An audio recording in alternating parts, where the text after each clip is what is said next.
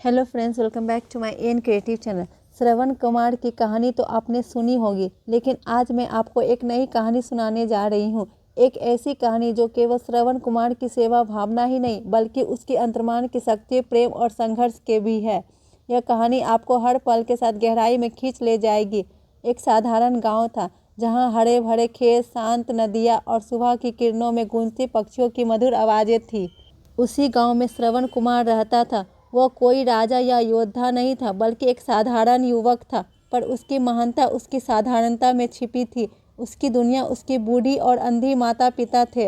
हर सुबह श्रवण जल्दी उठता, माँ बाप की सेवा करता, उन्हें स्नान कराता, खाना बनाता और फिर उनके साथ बातें करता। एक दिन श्रवण के पिता ने गहरी सांस लेते हुए कहा, बेटा, हम बहुत दिन जी लिए, अब हमारी एक अंतिम इच्छा है। श्रवण ने उत्सुकता से पूछा, क्या इच्छा है पिताजी?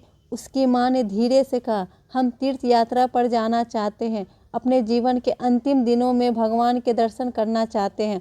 श्रवण ने थोड़ी देर सोचा। तीर्थ यात्रा आसान नहीं थी, लेकिन उसने बिना किसी हिचकिचाहट के कहा, मैं आपको हर तीर्थ स्थान पर लेकर जाऊंगा। श्रवण ने अपने माता पिता को लेकर तीर्थ यात्रा पर निकलने की तैयारी की। उसने एक बड़ा सा कावड़ तैयार किया, जिसमें एक तरफ उसकी माँ और दूसरी तरफ उसके पिता को बैठने की व्यवस्था की। इस कावड़ को उठाने के लिए उसे पूरी ताकत लगानी पड़ती, लेकिन उसकी भक्ति और प्रेम उसे थकने नहीं देते थे। उसकी आंखों में बस एक ही सपना था, अपने माता पिता की अंतिम इच्छा पूरी करना। यात्रा शुरू हुई। पहले पहल तो रास्ता आसान था, लेकिन जैसे जैसे आगे बढ़ते गए यात्रा कठिन होती गई। श्रवण को पहाड़ों के बीच से गुजरना पड़ा, घने जंगलों से होते हुए और पथरीली राहों पर चलना पड़ा। उसके कंधे पर कावड़ का वजन था, लेकिन उसकी आत्मा में जोश था। माता पिता उसकी थकावट को महसूस न करे, इसलिए वो मुस्कुराते हुए उनके साथ बातें करता और उन्हें भगवान की कहानियाँ सुनाता। एक दिन वे घने जंगल में पहुंच गए।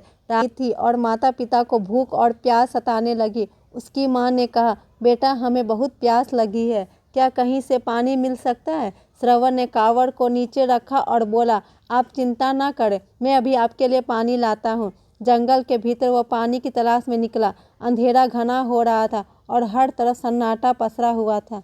अचानक उसे पानी की धारा की आवाज़ सुनाई दी। उसकी चाल तेज हो गई। जब उसने नदी देखी तो उसने चैन की सांस ली और तुरंत पानी भरने लगा। जैसे ही वह पानी भरकर लौटने लगा, अचानक एक तेज आवाज़ हुई। हवा में एक तीर तेजी से उड़ता हुआ श्रवण की ओर आया और उसकी छाती में आकर धंस गया। श्रवण गिर पड़ा। उसकी आंखों में अजीब सी चमक थी, जैसे वह कुछ समझ नहीं पाया हो। पास में ही एक व्यक्ति खड़ा था, राजा दशरथ। राजा दशरथ ने घबराते हुए कहा, मैंने समझा कि कोई जानवर पानी पी रहा है, इसलिए मैंने तीर चलाया। मुझे नहीं पता था कि तुम इंसान हो। श्रवण ने अपनी दर्द भरी आवाज़ में कहा, राजन, आपका कोई गलती नहीं है, लेकिन मेरी एक अंतिम इच्छा है। मेरे माता पिता इस जंगल में मेरे इंतजार कर रहे हैं। वे अंधे हैं और प्यासे हैं। कृपया उन्हें पानी पहुंचा दे और उन्हें बता दे कि उनका बेटा अब नहीं रहा।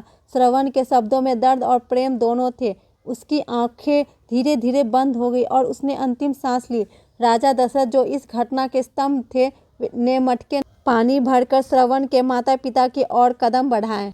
माता पिता बेसब्री से श्रवण की राह देख रहे थे। अचानक उनकी माँ ने आवाज़ लगाई, बेटा, क्या तू आ गया? पानी लाया? दशरथ ने कांपते हुए कहा, मैं राजा दशरथ हूँ। आपके बेटे ने मुझे यह पानी लाने के लिए कहा था, लेकिन वह अब इस दुनिया में नहीं है। मेरी भूल से उसका जीवन चला गया। यह सुनकर माता पिता की दुनिया जैसे थम गई।